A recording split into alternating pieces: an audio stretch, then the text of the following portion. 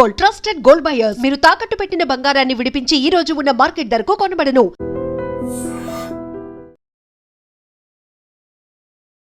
మొదటగా శ్రీలంక, ఆ తర్వాత బంగ్లాదేశ్, ఇప్పుడు నేపాల్, నెక్స్ట్ భారతదేశానికే ఆ పరిస్థితి రాబోతోంది అనేటువంటి విశ్లేషణలు ఎందుకని వినిపిస్తున్నాయి?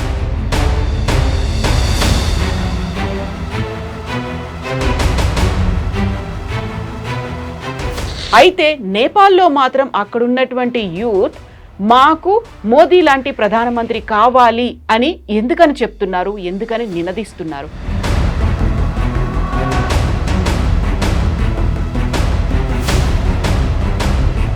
టూ 2008 నుంచి ఇప్పటికి 15 సార్లు ప్రధానమంత్రులు మారారు. సో అది ఒక సిచ్యువేషన్ అక్కడ నేపాల్లో. మనం ఏం చూస్తున్నాం అంటే మన దగ్గర చూడండి, అదే టైంలో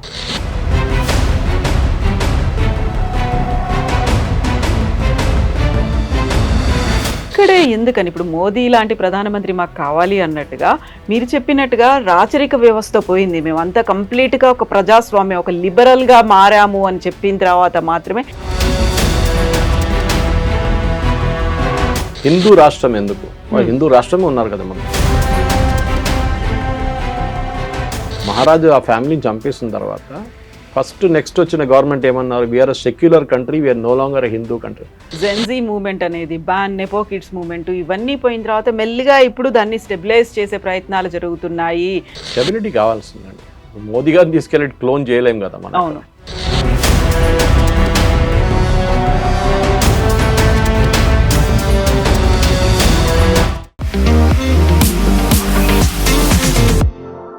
నమస్తే, నేను Kavitha. Welcome to I dream news and నిజాలు. మొదటగా శ్రీలంక, ఆ తర్వాత బంగ్లాదేశ్, ఇప్పుడు నేపాల్, నెక్స్ట్ భారతదేశానికే ఆ పరిస్థితి రాబోతోంది అనేటువంటి విశ్లేషణలు ఎందుకని వినిపిస్తున్నాయి?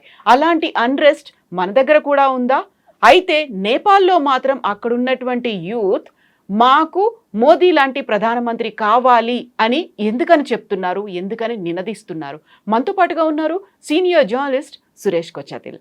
సార్ నమస్తే. నమస్తే సార్, నేపాల్ అయిపోయింది, అంతకుముందు బంగ్లాదేశ్, అంతకంటే ముందు శ్రీలంక, అక్కడంతా యూత్ ముందుకు వచ్చారు, ఒక అన్రెస్ట్ అనేది కనిపించింది.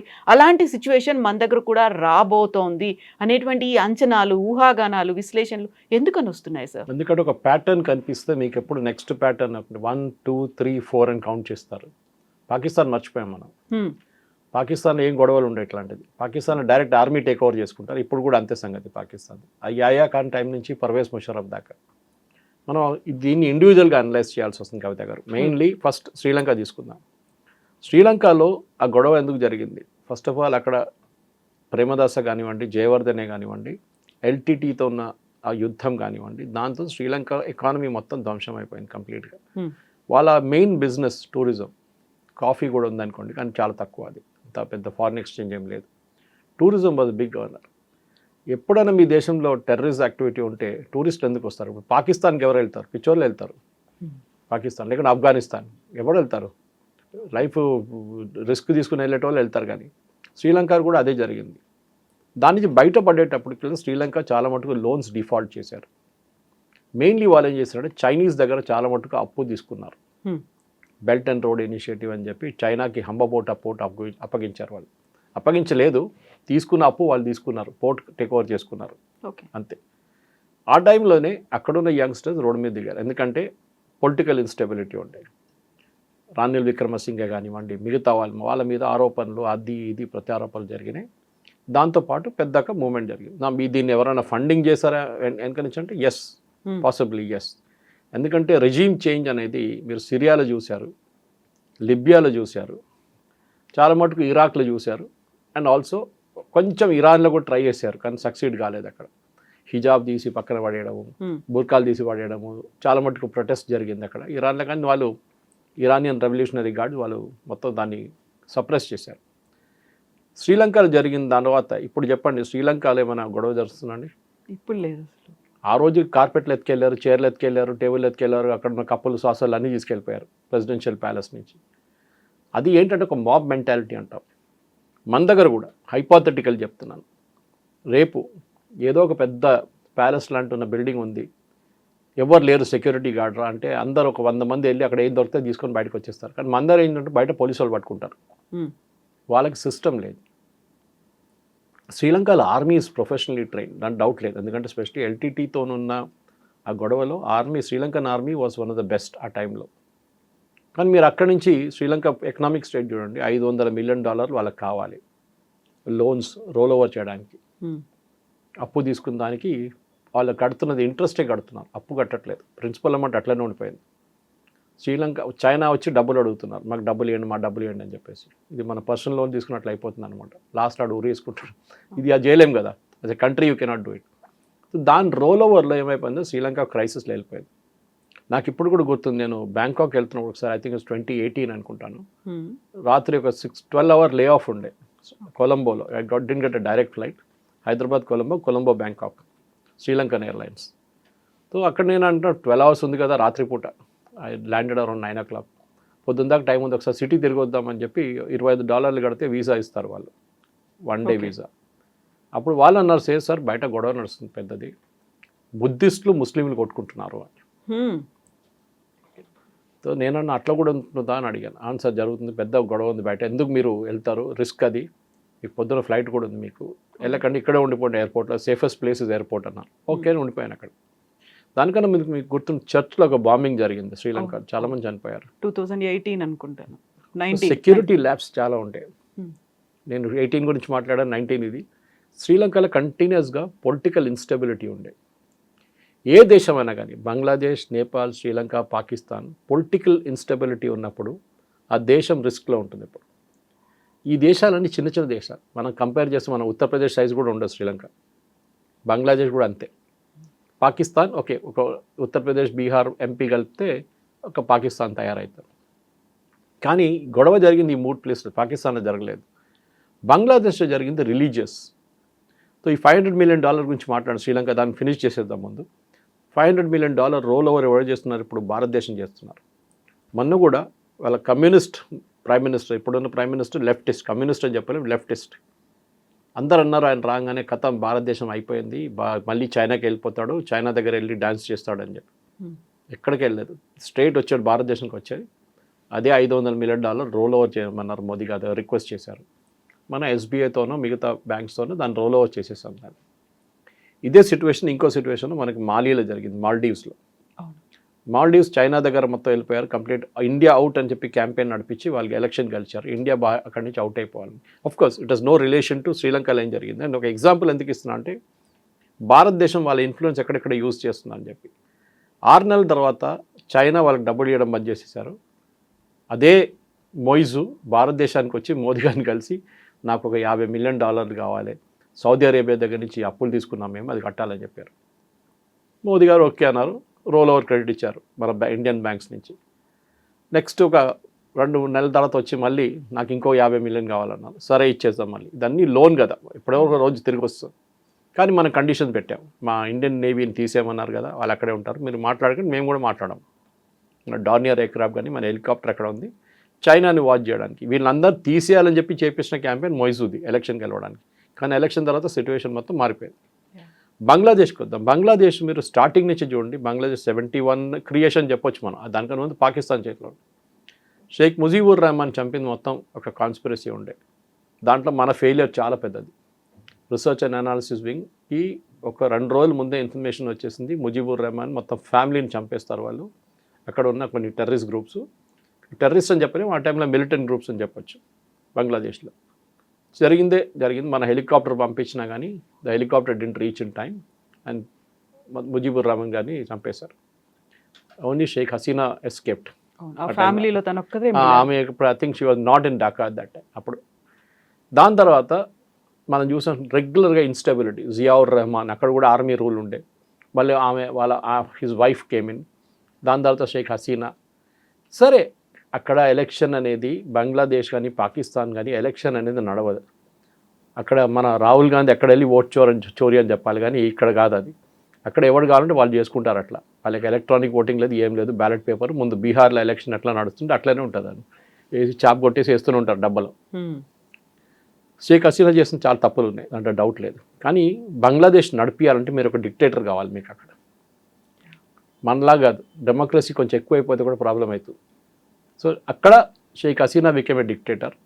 దాని వ్యతిరేకంగా అక్కడున్న ప్రజలు కోర్స్ ప్రొటెస్ట్ ఢాకా యూనివర్సిటీ నుంచే స్టార్ట్ అయింది అనుకోండి. ఇన్ఫ్యాక్ట్ 71లో మన బంగ్లాదేశ్ లిబరేషన్ స్టార్ట్ అయినప్పుడు కూడా ఒరిజినల్ ప్రొటెస్ట్ స్టార్ట్ అయింది ఢాకా యూనివర్సిటీ నుంచే. అప్పుడు కూడా యంగ్స్టర్స్ ఉన్నారు. సో మనందరూ ఈ జెన్జీ అని ఒక వర్డ్ యూజ్ చేస్తున్నారు వీళ్ళందరూ. It's మిస్కన్సీవ్డ్ word. జెన్జీ కాదు ఇది. ప్రాబ్లమ్స్ డిఫరెంట్స్ ఉన్నాయి. బంగ్లాదేశ్లో రిలీజియస్ ఒక టాప్లింగ్ ఉండే, అది అంటే భారతదేశం వ్యతిరేకంగా చేశారు. దానికోసం షేక్ హసీనా దుబాయ్కి వెళ్ళలేదు. ఆమె హిండన్ ఎయిర్ ఫోర్స్ బేస్కి వచ్చి పంజాబ్ దగ్గర, ఢిల్లీ దగ్గర, అక్కడి నుంచి she came back to wherever she is know. We don't know, మనకు ఇండియాలో ఉంది కానీ ఇండియన్ ఆర్మీ ప్రొటెక్షన్లో ఉన్నారు, ఇండియన్ గవర్నమెంట్ ప్రొటెక్షన్లో ఎక్కడ ఉందో మనకు తెలియదు. ఎందుకంటే ఒక టైంలో నేను చెన్నైలో చదువుతున్నప్పుడు, మెడ్రాస్ అప్పుడు, మా కాలేజ్ తరామణిలో ఉండే, హోటల్ మేనేజ్మెంట్ కాలేజ్. అక్కడి నుంచి ఒక కిలోమీటర్ దూరంలో ఒక పెద్ద బిల్డింగ్ ఉంది అడయార్ వైపు, ఇందిరానగర్ అని దాని పేరు. బకింగ్హామ్ కెనాల్స్ నుంచి క్రాస్ చేయగానే ఇందిరానగర్ స్టార్ట్ అయింది. అక్కడ పెద్ద ఒక బిల్డింగ్ ఉండే, దాని పక్క నుంచి ఎవరిని వెళ్ళనియరు. ఈవెన్ 300 మీటర్ల దూరం కూడా ఎవరిని వెళ్ళి, మొత్తం ఇండియన్ ఆర్మీ గార్డ్ చేస్తున్నారు దాన్ని. ఎవర్రా అని చెప్పి మన తర్వాత మేము అనుకుంటే దాంట్లో వెల్లుపిల్ల ప్రభాకర్ ఉన్నారు దాంట్లో. That time he was being trained by India. అది సపరేట్ స్టోరీ. వేలుపిల్ల ప్రభాకర్ని మనం భస్మాసుర్ లాగా తయారు చేసాం, మన తల మీద తీసుకొచ్చి చేయబెట్టాడు లాస్ట్లో. వేలుపిల్ల ప్రభాకర్కి ట్రైనింగ్ మన హిమాచల్ ప్రదేశ్లో ఇచ్చాం. ఇదే ధను, రాజీవ్ గాంధీని చంపిన ధను కూడా అక్కడ ఉండే అదే టైంలో ట్రైనింగ్లో. మనం చేసిన అది దట్స్ కాంగ్రెస్ చేసిన పెద్ద ఒక తప్పది. Bangladesh finish story. Sri Lanka was a more of economic, Bangladesh political come religious. హిందువుల మీద అత్యాచారాలు, హిందూ టెంపుల్స్ ధ్వంసం చేయడం, హిందూ ఫ్యామిలీస్ని చంపేయడం అంతా జరిగింది. ఒక ట్విన్ ఏం ఉండే అక్కడ, జమాయితే ఇస్లామీ అక్కడ డామినెంట్ బ్యాక్గ్రౌండ్ ఫోర్స్. ఎలక్షన్లో వాళ్ళు పోటీ చేయరు కానీ వాళ్ళు ఇట్లాంటి పనులన్నీ చేస్తారు, ధ్వంసం చేయడము, గుడ్లను పాలగొట్టడం, అంతా వాళ్ళ పని, వాళ్ళ స్పెషాలిటీ అది. షేక్ హసీనా సీన్ నుంచి బయటకు వచ్చేసింది. అండ్ మన అందరికి తెలుసు ఎప్పుడు కూడా బంగ్లాదేశ్ స్టేబుల్గా లేదు. వర్కింగ్ ప్రెసిడెంట్ ఉన్నారు, అంతా ఉన్నారు కానీ మహమ్మద్ యూసుఫ్ కానీ ఆయన కంట్రోల్ చేయలేకపోతున్నారు. వర్కింగ్ ప్రెసిడెంట్ అంటే కాన్సెప్ట్ ఏంటండి? అడ్వైజర్. అడ్వైజర్ చెక్ మీద సంతకం పెట్టగలడా? లేదు కదా. అడ్వైజర్ అయినా అంతే. దానికోసం బంగ్లాదేశ్ ఇప్పుడు కూడా బయటపడలేదు. కానీ బంగ్లాదేశ్కి సపోర్ట్గా వస్తుంది యుఎస్. ఎందుకంటే యుఎస్కి బంగ్లాదేశ్లో బేస్లు కావాలి, నేవల్ బేస్. అక్కడి నుంచి మొత్తం బే ఆఫ్ బెంగాల్ నుంచి మలకా స్ట్రేట్స్ దాకా, విచ్ ఇస్ బియాండ్ అండమాన్స్, అక్కడి నుంచి మొత్తం వాచ్ చేసుకోవచ్చు. దానికోసం మయన్మార్లో కూడా యుఎస్ 2 బేస్లు పెట్టుకున్నారు సీక్రెట్గా. అక్కడి నుంచి కూడా చైనాని మొత్తం వాళ్ళు ట్రాక్ చేయొచ్చు అనమాట. మయన్మార్లో కూడా ఇదే జరిగింది, మీరు చూస్తుంటారు. ఆంగ్ సాన్ సూచీ వచ్చింది, దాని తర్వాత దానికన్నా ముందు ఆర్మీ రూల్, దాని తర్వాత ఆంగ్ సాన్ సూచీ, తర్వాత మళ్ళీ ఆర్మీ రూల్, మళ్ళీ రేపు ఇంకో డెమోక్రసీ రాదు అక్కడ. ఎప్పుడు పనిచేయదు వాళ్ళ కంట్రీలో డెమోక్రసీ. బంగ్లాదేశ్ లాగానే. శ్రీలంకలో ఓకే అని చెప్పొచ్చు, జస్ట్ అబౌట్ ఓకే. పాకిస్తాన్ మనం చెప్పక్కర, డిజాస్టర్ అది. నేపాల్ ఇంకో కేసు, ఇప్పుడు జరిగింది అదే కదా, మన నేపాల్ జరిగింది. ఇంటర్నెట్ బంద్ చేసేసారు, దానికోసం మేము గవర్నమెంట్ని కిందకి దింపేశాం. ఇదొక అన్నిటికంటే సిల్లీ ఎక్స్క్యూజ్ ఇది. ఎందుకంటే మన దగ్గర చిన్న ఒక గొడవ జరిగితే కూడా ఫస్ట్ ఇంటర్నెట్ ఆఫ్ చేసి పడేస్తారు గవర్నమెంట్. సో దట్ మీరు వాట్సాప్ పంపించలేరు, మీరు టెలిగ్రామ్ పంపించలేరు, సిగ్నల్ ఏం యూజ్ చేయలేరు మీరు. కొంతమంది విపిఎన్ రూట్తో దాన్ని బైపాస్ చేస్తారు, అది సపరేట్ టెక్నాలజీ. అందరికి విపిఎన్ రాదు, టెక్నాలజీ రాదు. సో మన దగ్గర నేపాల్లో మన జరిగిన గొడవ బేసిక్లీ అక్కడ ఎకనామిక్, అక్కడ యంగ్స్టర్స్కి ఉద్యోగాలు లేవు, అక్కడ హయ్యర్ టెక్నాలజీ ఇన్స్టిట్యూట్స్ ఎక్కువ లేవు. సో అక్కడ ఉన్న 2 ఫీల్డ్స్, వాళ్ళకి డబ్బులు వచ్చేది 2 ఫీల్డ్స్. ఒకటి టూరిజం, పశుపతినాథ్ కానివ్వండి, పోఖ్రా అటువైపు వెళ్ళినా కొన్ని టూరిస్ట్ స్పాట్స్ ఉంది, ట్రెక్కింగ్కి వస్తారు చాలామంది అక్కడికి. అది కాకుండా మౌంటైనరింగ్, ఎవరెస్ట్ బేస్ క్యాంప్ కానివ్వండి, ఎవరెస్ట్కి, కంచన్జంగా, ఇదన్నీ కవర్ చేయడానికి 2 వైపుల నుంచి వెళ్ళొచ్చు ఎవరెస్ట్కి. ఒకటి నేపాల్ వైపు నుంచి, ఇంకోటి చైనా వైపు నుంచి. సో ఎక్కడ వెళ్ళినా కానీ మీకు డబ్బులు కావాలి, ఎందుకంటే ఎవరెస్ట్ బేస్ క్యాంప్ కూడా మీకు ఒక 2-3 లక్షలు ఈజీగా ఖర్చు అవుతుంది. అది ఎవరెస్ట్ అంటే మనం చెప్పక్కర్లేదు, 20-25 లక్షల దాకా పోతుంది. ఎందుకంటే సపోర్ట్ సిస్టమ్ ఒకటి, గవర్నమెంట్ కట్టాల్సిన లైసెన్స్ ఫీ ఒకటి ఉంటుంది. అది కాకుండా మీరు ఎయిర్పోర్ట్లో దిగారు, ఏ ప్లేన్లో వచ్చారు, ఆ డబ్బులు కూడా ఆ కంపెనీది. అక్కడి నుంచి మీరు ట్యాక్సీ తీసుకున్నారు, అక్కడి నుంచి హోటల్కి వెళ్ళారు, ఎవ్రీబడి ఆ చైన్లో అందరు సంపాదించారు డబ్బులు. అది నేపాల్లో ఎర్త్క్వేక్ వచ్చిన తర్వాత, రెగ్యులర్గా ఇప్పుడు ఎర్త్క్వేక్స్ వస్తుంది నేపాల్లో. ఫస్ట్ వచ్చింది చాలా ఘోరమైనప్పుడు మనం కూడా సహాయం చేసాం చాలా మటుకు.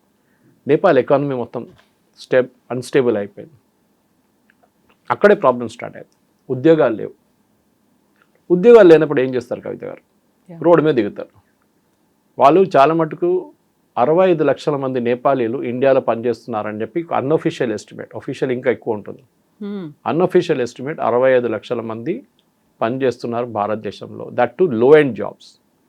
అక్కడ హై ఎండ్ జాబ్స్ చదువుకున్న పిల్లలు, చాలామంది నేపాలీ పిల్లలు డార్జిలింగ్ వైపు వచ్చి చదువుకుంటారు, కొంతమంది బీహార్ యూపీలోని కాలేజీలు చదువుకుంటారు. వాళ్ళకు ఉద్యోగాలు రావాలంటే భారతదేశంలోనే పనిచేయాలి.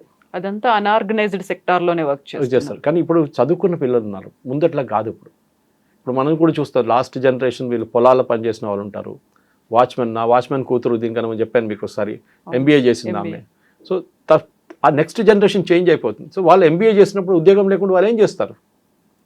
అది ప్రాబ్లం అనమాట. సో లాస్ట్ జనరేషన్ వాచ్మెన్గా పనిచేస్తాడు, ఇండియాలో వచ్చి ఇంకేదైనా పని చేసుకుంటాడు, కానీ వెల్డింగ్ పని ఏదో నేర్చుకుంటాడు. ఈ జనరేషన్కి ఎడ్యుకేషన్ వచ్చిన తర్వాత వాళ్ళకి ఉద్యోగాలు లేవు. ఎందుకంటే మనం ఒక పటాన్ చెరువు తీసుకెళ్ళి జీడిమెట్లా తీసుకెళ్ళి అక్కడ పెట్టలేము. Nepal it's highly seismic zone, earthquakes చాలా వస్తాయి అక్కడ. అక్కడ ఉన్న ఇండస్ట్రీ అంతే. నేపాల్లో కూడా అక్కడున్న డ్యామ్లు కట్టింది మనమే, భారత్ గవర్నమెంట్, ఇండియన్ గవర్నమెంటే కట్టారు. ఈవెన్ భూటాన్లో ఉన్న డ్యామ్స్ కూడా మనమే కట్టాము. మన డబ్బులతో కట్టి వాళ్ళ దగ్గర నుంచి ఎలక్ట్రిసిటీ తీసుకుంటాం మనం, వాళ్ళకి కావాల్సిన ఎలక్ట్రిసిటీ వాళ్ళు వాడుకుంటారు. సో నేపాల్లో జరిగింది ఒక ఎకనామిక్ ఇన్స్టెబిలిటీ. సో మనం శ్రీలంక చూసాం, బంగ్లాదేశ్ చూస్తాం, ఇప్పుడు నేపాల్ చూస్తున్నాం. ఇప్పుడు అందరూ ఏమంటున్నారు భారతదేశం నెక్స్ట్ అని.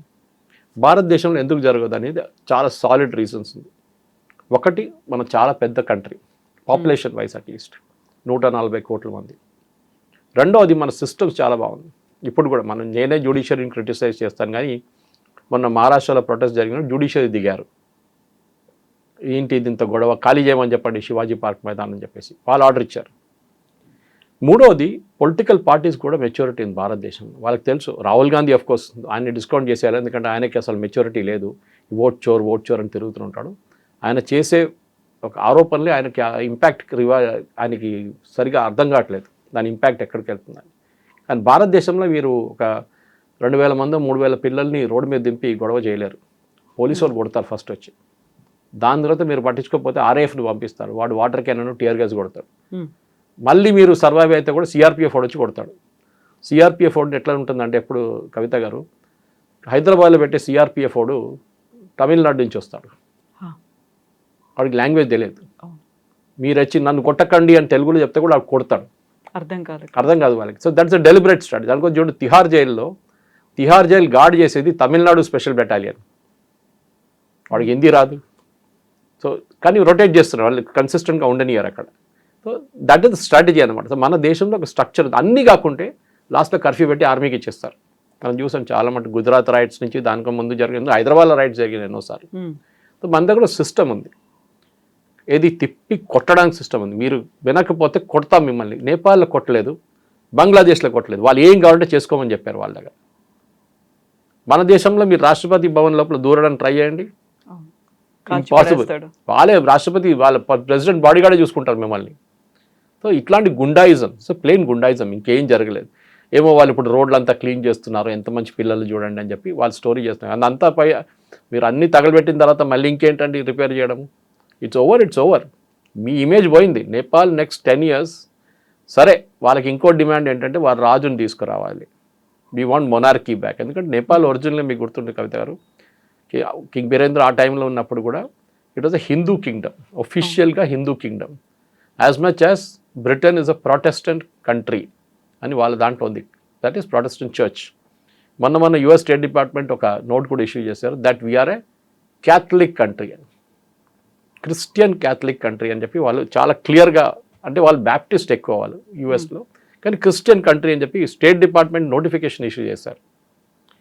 మన భారతదేశంలో ఆలోచించండి, మనం హిందూ కంట్రీ అనగానే బాపురే ఇక్కడ గొడవ, సెక్యులరిజం ఏమైంది, చనిపోయిందా, సెక్యులరిజం ఎక్కడ పోయింది అని చెప్పేసి. నేపాల్లో till the monarchy was there, Nepal చాలా స్టేబుల్గా ఉండదు, మీకు గుర్తుంటుంది, పెద్ద ప్రాబ్లం ఏమి లేకుండే. ఇప్పుడు 15 ప్రధానమంత్రులు 16 సంవత్సరాల్లో మారుతుంటారు, ఓలీ పోతారు, ప్రచండ వస్తారు, ప్రచండ పోతారు, ఓలీ వస్తారు, మళ్ళీ ప్రచండ వస్తారు, మళ్ళీ ఇంకేదో వస్తారు, షేర్ బహదూర్, అందరూ వస్తూ పోతూనే ఉంటారు. ఎవరు ప్రధానమంత్రి అంటే మనకు వీ డోంట్ నో. ఆ స్టేట్లో ఉన్నారన్నమాట Nepal. So political instability, economic instability, unemployment, ఈ 3 కలిసి మొన్న జరిగిన గొడవ. సొల్యూషన్ అని చెప్పండి. ఇప్పుడు 2008 నుంచి ఇప్పటికి 15 సార్లు ప్రధానమంత్రులు మారారు. సో అది ఒక సిచ్యువేషన్ అక్కడ నేపాల్లో. సో మనం ఏం చూస్తున్నాం అంటే, మన దగ్గర చూడండి అదే టైంలో నెహ్రూ టైమ్ స్టెబిలిటీ చాలా మంచి పెద్ద రూల్ ఉండే ఆయన 64 దాకా. ఇందిరాగాంధీ నడిమిట్లో ఒకసారి ఎమర్జెన్సీ టైంలో ఓడిపోయినా కానీ షీ వాజ్ దేర్ టిల్ 84. నడిమిట్లో లాల్ బహదూర్ శాస్త్రి గారు చాలా తక్కువ. దాని తర్వాత చిన్నగా ఇన్స్టెబిలిటీ ఉండే చంద్రశేఖర్, దేవగౌడ, ఇందర్ కుమార్ గుజ్రాల్, కోయిలేషన్ గవర్నమెంట్. దాని తర్వాత వాజ్పేయి తర్వాత నరసింహరావు తర్వాత మన్మోహన్ సింగ్ తర్వాత మోదీ. మన్మోహన్ సింగ్ 10 సంవత్సరాలు, నరసింహరావు గారు 5 సంవత్సరాలు, వాజ్పేయి గారు 5 సంవత్సరాలు, మోదీ గారు 11 years. మన దగ్గర పొలిటికల్ స్టెబిలిటీ ఉంది. పొలిటికల్ స్టెబిలిటీ ఎప్పుడు వస్తుందంటే మీ ఓటర్స్కి ఒక మెచ్యూరిటీ ఉన్నప్పుడు వస్తుంది. మనం ఎప్పుడు అనుకుంటే ఊరోళ్ళు ఏం ఓటేస్తారులే, వాళ్ళకి 2,000 రూపాయలు ఇస్తే నాకే ఓటేస్తాడని చెప్పేసి అదంతా ఉంటుందిలే. బహుశా ఉండొచ్చు 10 మందిలో 2 మందో 2-3 తీసుకుని ఉంటారు డబ్బులు. కానీ at the end of the day మన డెమోక్రసీ సర్వైవ్ అయింది ఇన్ని సంవత్సరాల నుంచి. We're the world's biggest democracy. అట్లా పాపులేషన్ వైజ్ 100 కోట్ల ఓటర్స్ ఉన్నారు మన దగ్గర. ఇప్పుడు 140 కోట్ల పాపులేషన్ 100 కోట్ల మంది ఓటేస్తారు. Technical they are capable of voting. అది బంగ్లాదేశ్లో లేదు. మీరు బంగ్లాదేశ్లో లాస్ట్ ఎలక్షన్ ఎప్పుడు విన్నారండి? షేక్ హసీనా గెలిచిన ఎలక్షన్. నేపాల్ ఎప్పుడైనా ఎలక్షన్ గురించి విన్నారా? శ్రీలంకలో ఈ భారతదేశంలో ఎలక్షన్ కన్నా పెద్ద పండుగ మన దగ్గర. ఇక్కడ 2024 కానివ్వండి, దాని ముందు 2019 కానీ, దాని ముందు 2014 కానివ్వండి, పెద్ద పండుగలాగా చేస్తారు మన ఎలక్షన్ అనమాట. Entire world watches with this. మొత్తం లోకం చూస్తూనే ఉంటారు ఏం జరుగుతుందో భారతదేశంలో అని చెప్పి. ఎంత స్మూత్గా నడిపిస్తారు ఎలక్షన్ ఇక్కడ అని. ఆ స్మూత్నెస్ మీకు ఎక్కడ లేదు. సో పొలిటికల్ దానికోసం మీరు అడిగిన ప్రశ్నలో ఒక క్వశ్చన్ కూడా అదే ఉండే, మోదీ గారు కావాలి మాకు. అది నేను చూసాను, ఆ వీడియో చూసాను యూట్యూబ్లో. కరెక్ట్. ఎందుకంటే political leadership, strong political leadership ఉన్నప్పుడు ఏ దేశమైనా బయట ఉన్నప్పుడు ట్రంప్ కూడా భయపడ్డాడు మోదీ గారితో.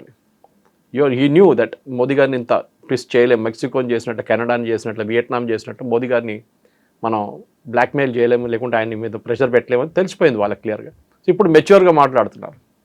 దండమెట్ల నవారోనో వాళ్ళెవరో వచ్చి లేనిపోయిన బ్రాహ్మిన్స్ బిజినెస్ చేస్తున్నారు ఇండియా అని చెప్పి స్టేట్మెంట్ అని ఇచ్చారు. సో మనకు పొలిటికల్ స్టెబిలిటీ చాలా ఇంపార్టెంట్. మనం ఎప్పుడు గాస్ ఈజ్ ఆల్వేస్ గ్రీనర్ అది అదర్ సైడ్ అంటారు ఇంగ్లీష్లో. ఇక్కడ కూర్చొని బ్రిటన్ చూడండి, యూఎస్ చూడండి అంటాం.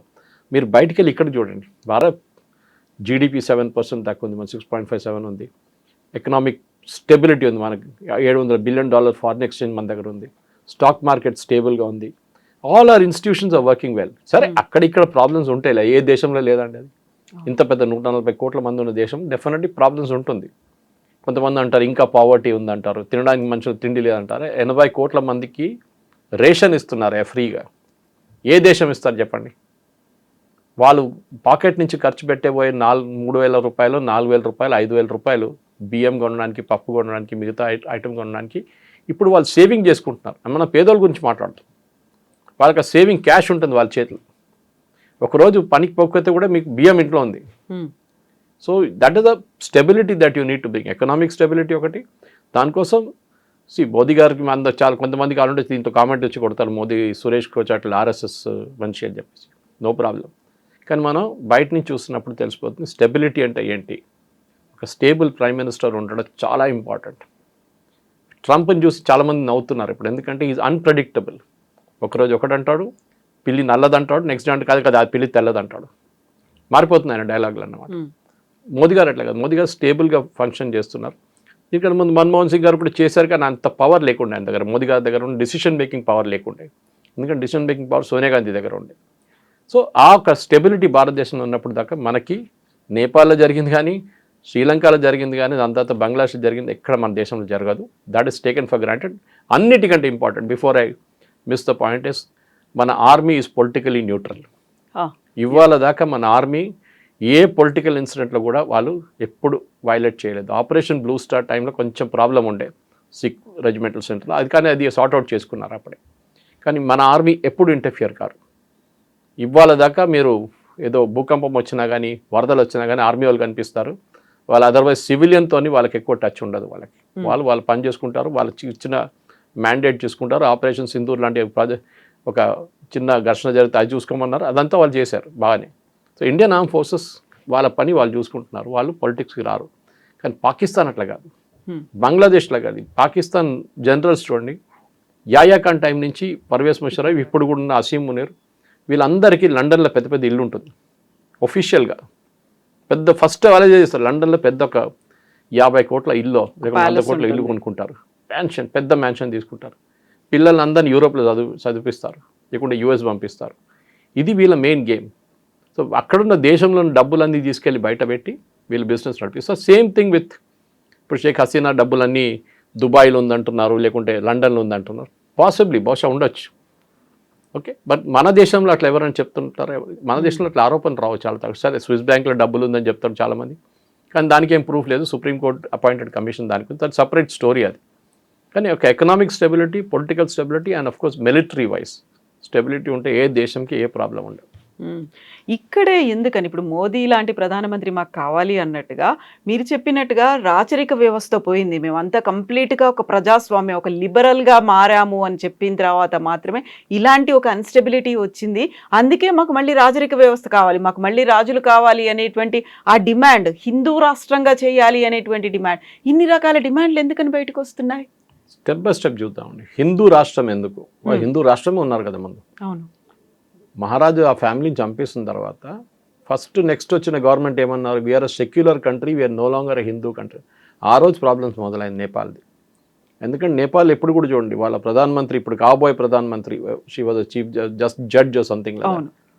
ఆమె చూడండి సింధూర్ పెట్టుకొని, she is typical Hindu, no apologies, bindi పెట్టుకొని సింధూర్ పెట్టుకొని ఉన్నారు. అది Nepal, that is Nepal. Okay, కానీ మీరు ఆ నేపాల్ని మార్చి మేము సెక్యులర్, ఇక్కడ మేము హిందూ భాష, హిందూ రిలీజన్, ఇస్లాం, క్రిస్టియానిటీ అన్నీ నడుస్తుందంటే కాదు. సారీ, మన భారతదేశంలో ఇప్పుడు కూడా భయపడుతున్నాం that we to say that we're Hindu country. 5,000 సంవత్సరాల ముందు హిందువులు ఉన్నారు ఇక్కడ, ఇస్లాం లేకుండే, క్రిస్టియానిటీ లేకుండే ఆ టైంలో. ఓకే, క్రిస్టియానిటీ ఎప్పుడు వచ్చింది? 2,000 సంవత్సరాలు అయింది అంతే. ఇస్లాం 1,500 సంవత్సరాలు అయింది. Our unbroken civilisation is they from 5,000 years. Kashi కానివ్వండి, మీరు మిగతా ప్లేసెస్ చూడండి, మనకు అప్పటి నుంచి ఉంది. మన మ్యాథమెటిక్స్ కానివ్వండి, మన సైంటిఫిక్ అచీవ్మెంట్స్ కానివ్వండి, ఏదైనా మన రాజులు, చోళాలు, పాండ్యాలు, ఇక్కడ శివాజీ మహారాజ్ అంతా వీళ్ళంతా రీసెంట్ అనుకోండి, శివాజీ అంతా, కానీ వాళ్ళు చాలా పాతది వాళ్ళది. సో వీఆర్ ఒక అన్బ్రోకెన్ సివిలైజేషన్ ఉంది మన దగ్గర. సో న్యాచురల్ నేపాల్కి ఏం కావాలంటే వాళ్ళ ప్రజలకి వాళ్ళ రాజు వాళ్ళకి కావాలి. సార్ రాజు రాజ్యం నడిపిస్తాడే కాదు, is a figure head, stability, ఆయన ఉన్నారు లేదు మా కోసం అని చెప్పి. థాయిలాండ్లో ఇప్పుడు కూడా అక్కడ ఉన్న రాజు is the 10th king in the line. ఆయన పేరు పెద్ద ఉంటుంది, సంస్కృతం ఉంటుంది మోస్ట్. దాంతోపాటు అక్కడ even they use the local Thai dialect also in that. కానీ అన్నిటికంటే ఇంపార్టెంట్ ఆయన title alias is Rama the 10th. అంటే వాళ్ళు వాట్ దే బిలీవ్ ఇస్, మేము రామా నుంచి, లార్డ్ రామా నుంచి వచ్చిన లైనేజ్ మాది, ఇప్పుడున్న రాజు 10th ఇన్ దట్ లైన్. మనం భారతదేశంలో చెప్తామండి అది. వాళ్ళ పాత క్యాపిటల్ పేరు అయోధ్య, ఇప్పుడు కూడా ఉంది, చాలా బాగుంది. నేను వెళ్ళి చూసాను, నేను బ్యాంకాక్లో పనిచేస్తున్నప్పుడు వెళ్ళాను. అక్కడ బ్యాంకాక్ నుంచి 100 కిలోమీటర్ దూరం ఉంటుంది. అది ఖెమెర్, అప్పుడున్న బర్మీస్ ఆర్మీ వచ్చి అటాక్ చేసి మొత్తం ధ్వంసం చేశారు. So they shifted to Bangkok after that. Culture preserve చేశారు వాళ్ళు. నేపాల్ కూడా కల్చర్ ఉండే, కానీ ఈ ఏం చెప్తారు, మన ప్రచండ వచ్చిన తర్వాత కమ్యూనిజం వచ్చి పెద్ద ఇదంతా అయిపోయింది, ఇది రిలీజన్ మాకు అక్కర్లేదని చెప్పినప్పుడు నేపాలీస్ పబ్లిక్ కంప్లీట్గా డిసొల్యూషన్ అయిపోయారు. మదేశీలు అని చెప్పి ఇంకొక కమ్యూనిటీ ఉంది మన ఇండియా వైపు నుంచి వెళ్ళేది, హిందూ కమ్యూనిటీ, కానీ ఇండియన్స్ మోస్ట్లీ అక్కడ సెటిల్ అయిన వాళ్ళు కూడా రెబెల్ చేశారు కొన్ని సంవత్సరాల ముందు. 6 నెలల ముందు మహారాజా రావాలని చెప్పి ప్రొసెషన్ తీశారు, పెద్ద గొడవ జరిగింది అక్కడ, పోలీస్ లాఠీ చార్జ్ అంతా జరిగింది. కానీ ఇప్పుడు వచ్చిన మార్పుల్లో రాజాని తీసుకొస్తే yes, it's a good sign. కానీ హిందూ రాష్ట్రం డెఫినెట్గా అక్కడున్న ప్రజలకు కావాలి, అది ఇవ్వాల్సిందే, అది ఇచ్చే తీరుతుంది. లేకుంటే అది మళ్ళీ ఈ ప్రాబ్లం మళ్ళీ మీకు పైకి వస్తుంది. Nepal is not a secular country. మనం కూడా సెక్యులర్ కంట్రీ కాదు. అంబేద్కర్ గారు రాసిన కాన్స్టిట్యూషన్లో సెక్యులరిజం లేదు. అంబేద్కర్ గారు చాలా క్లియర్గా చెప్పారు, we're not a secular nation. Constituent assembly డిబేట్స్లో ఉంది మీకు. కానీ తర్వాత ఇందిరాగాంధీ గారు వచ్చిన తర్వాత ఎమర్జెన్సీ టైంలో సెక్యులర్ అని వర్డ్ తీసుకొచ్చారు, సోషలిస్ట్ అని వర్డ్ తీసుకొచ్చారు. Otherwise we are not a socialist, we are not a secular. Hindu రాష్ట్రం అంటే ఎస్ అని చెప్పొచ్చు, ద సేమ్ టైం మనం ఓవర్లీ అవుట్వర్డ్లీ చెప్పలేము. ఎందుకంటే ఇండోనేషియా తర్వాత అన్నిటికంటే పెద్ద ముస్లిం పాపులేషన్ ఉన్నది మన దగ్గర, పాకిస్తాన్ కాదు. మనకి అప్పుడు కూడా ఆర్గనైజేషన్ ఇస్లామిక్ స్టేట్స్లో మనకు ఒక ప్లేస్ లేదు, చోట లేదు మనకి. Even though we have the second biggest Muslim population in the world today. సరే, సో భారతదేశం అనేది ఒక మైక్రోకాజం, అంటే హిందువులు కానీ, క్రిస్టియన్స్ కానీ, జైన్స్ కానీ, బుద్ధిస్ట్ కానీ వీళ్ళందరూ ఉంటారు. So there is economic stability ఉన్నప్పుడు, ఒక గవర్నమెంట్ ఉన్నప్పుడు, ఎవడైనా ఒక రాయి తీసుకొని రోడ్డు మీదకి వస్తే వాళ్ళని ట్యాకిల్ చేయడానికి మనుషులు మన దగ్గర ఉన్నారు. నేపాల్లో లేదు, బంగ్లాదేశ్లో లేదు, శ్రీలంకలో టు సర్టన్ ఎక్స్టెంట్ లేకుండే. అది that's a normal story. So అప్పుడు జెన్జీ మూవ్మెంట్ అనేది బ్యాన్ నెపో కిడ్స్ మూవ్మెంట్ ఇవన్నీ పోయిన తర్వాత మెల్లిగా ఇప్పుడు దాన్ని స్టెబిలైజ్ చేసే ప్రయత్నాలు జరుగుతున్నాయి, సబ్సిడైజ్ అయింది అనుకున్నటువంటి ఆ క్రైసిస్ కాస్త నెక్స్ట్ ఏమవుతుంది అంటారు? నిజంగానే ఒక హిందూ రాష్ట్రంగా మారుతుందా, మళ్ళీ ఒక రాజులు వస్తారా, లేకుంటే ఒక మోదీ లాంటి ఒక పర్సన్ అక్కడ ఏమన్నా సెలెక్ట్ చేసుకుంటారంటారా? స్టెబిలిటీ కావాల్సిందండి.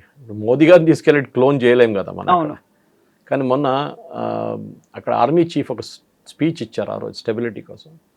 ఆయన వెనక ఒక ఫోటో ఉంది రాజుది. That is an indication what is coming చాలా క్లియర్గా. Definitely they will get him back. దాని తర్వాత నెక్స్ట్ స్టెప్ ఏంటంటే ఒక కేర్ టేకర్ గవర్నమెంట్. బంగ్లాదేశ్లో చేసిన తప్పు ఇక్కడ చేయకూడదు. నేపాల్లో, బంగ్లాదేశ్లో ఇప్పుడు కూడా ఎలక్షన్ పెట్టడానికి భయపడుతున్నారు. ఎందుకంటే నెక్స్ట్ గొడవ ఏం మొదలవుతుందో తెలియదు అని చెప్పేసి. ఇప్పుడు షేక్ హసీనా వాళ్ళ పార్టీ వాళ్ళు దిగుతారు రోడ్డు మీద అని భయపడుతున్నారు. ఎందుకంటే అటువైపు మన పాకిస్తాన్ చూస్తున్న జోక్ అది, అన్నిటికంటే పెద్ద డెమోక్రటిక్ జోక్ అది. అక్కడ గెలిచిన ప్రధానమంత్రి జైల్లో ఉన్నాడు, అంటే గెలిచిన క్యాండిడేట్ ప్రధానమంత్రి కావాల్సిన జైల్లో ఉన్నాడు ఇమ్రాన్ ఖాన్. ఓడిపోయిన షబాజ్ షరీఫ్ ప్రధానమంత్రి అయిపోయాడు. అది పాకిస్తాన్ డెమోక్రసీ. అది అక్కడ ఆర్మీ డిసైడ్ చేస్తారు అన్ని, ఎవరు ఉండాలి ఎవరు ఉండకూడదని ఆర్మీ డిసైడ్ చేస్తారు. మన దగ్గర ఆర్మీ ఎప్పుడైనా నెవర్. ఏదో ఒకసారి జనరల్ వీకే సింగ్ ఉన్నప్పుడు మీరట్ నుంచి కొన్ని ట్రక్స్ వస్తుందని చెప్పి శేఖర్ గుప్తా పెద్ద గొడవ చేసి స్టోరీ రాశారు ఇండియన్ ఎక్స్ప్రెస్లో. కూ జరుగుతుంది ఢిల్లీలో, గవర్నమెంట్ టేక్ ఓవర్ చేస్తున్నారని చెప్పి. ఇది వీళ్ళ గొడవ ఇప్పుడు ఉన్నది. మొన్న కూడా ఎవరో నాకు ట్వీట్ పంపించి, అరే పాకిస్తాన్ హ్యాండిల్స్ అందరు చెప్తున్నారు Indian army is one happy with Modi అని. ఇండియన్ ఆపరేషన్ సింధూర్ సమయంలో గొడవలు జరిగాయి ఇద్దరి మధ్యలో అనేది. So there is nothing of that sir. Indian army అపాలిటికల్గా ఉంటుంది. ఒకటి మన కమాండ్ స్ట్రక్చర్ డివైడ్ ఉంది. పాకిస్తాన్లో అసీం మునీర్ ఆర్మీ చీఫ్ ఉన్నారు. నేవీ చీఫ్ పేరు చెప్పండి నాకు, ఎయిర్ ఫోర్స్ చీఫ్ పేరు చెప్పండి. ఓన్లీ ఆర్మీయే వినిపిస్తుంది అంతే. మన దగ్గర అట్లా మన దగ్గర డివిజన్ ఆఫ్ కమాండ్ ఉంది. మన దగ్గర సిడిఎస్ ఉన్నారు, దాని తర్వాత ఆర్మీ, ఎయిర్ ఫోర్స్, నేవీ, దాని తర్వాత పారామిలిటరీ ఫోర్సెస్. సో మనకు ఒక స్ట్రక్చర్ ఉంది మన దగ్గర. వీళ్ళకి ఆ స్ట్రక్చర్ లేదు. ఇంకోటి మన దగ్గర డెమోక్రటిక్ ఇన్స్టిట్యూషన్స్ ఇంకా పనిచేస్తుంది. పాకిస్తాన్లో ఏ కోర్టు పనిచేయదు సరిగా. నేపాల్లో అయితే మర్చిపోండి. బంగ్లాదేశ్లో అసలు కోర్టులే లేవు. ఏదో పేరు కోసం వాళ్ళ కోర్టులు పెట్టుకున్నారు కానీ అది లేదు. So we are still have institution మన దగ్గర ఉండి. బ్రిటిష్ వాళ్ళు ఇచ్చి వెళ్ళారు కానీ దాంట్లో చాలా మటుకు లోపాలు ఉన్నాయి. కానీ స్లోలీ వీఆర్ చేంజింగ్, దాన్ని మార్చుతున్నాం మనం. We're not perfect, nobody is perfect. ఏ దేశం పర్ఫెక్ట్ అని చెప్పండి. బ్రిటన్ సంగతి చూడండి, ఇప్పుడు మొత్తం ఎకానమీ వాళ్ళ ధ్వంసం కంప్లీట్గా ఏం లేదు ఎకానమీ వాళ్ళది ఇప్పుడు. ఫ్రాన్స్ కూడా అంతే. జర్మనీలో కొంచెం ఫ్రెంచ్ గవర్నమెంటే పడిపోయింది మొన్న. జపాన్ చూడండి, జపనీస్ ప్రైమ్ మినిస్టర్ రిజైన్ చేసేసారు. లోకంలో ఎక్కడని చూడండి అన్ని ప్లేస్లో ఇన్స్టెబిలిటీ ఉంది. కానీ మన దగ్గర ఒక ఐలాండ్ ఆఫ్ స్టెబిలిటీ ఉంది India, and that is very important. Yes sir, thank you so much. Thank you. And don't forget to subscribe to iDream. And for more videos, Please subscribe to iDream. Please subscribe to iDream. Please subscribe iDream. And please subscribe to iDream. For more videos, subscribe to iDream. please like, share and subscribe to the channel. Congratulations, iDream. Subscribe to iDream. Subscribe to iDream. So subscribe to iDream Media. iDream ki iDream team andarki huge congratulations. Please subscribe iDream Media. Please subscribe to iDream. Subscribe iDream. Please subscribe to iDream. iDream అంటే నా కళల ఛానల్ను subscribe చేసుకున్న నోరు తిరుగుతలేదు. మీరైతే గంట గుర్తు కొట్టండి. For more such videos, please subscribe to iDream. Subscribe to iDream. Please subscribe to iDream. Please subscribe iDream Media. Please do subscribe to iDream. Please subscribe to iDream Media. For best entertainment and information, please subscribe iDream.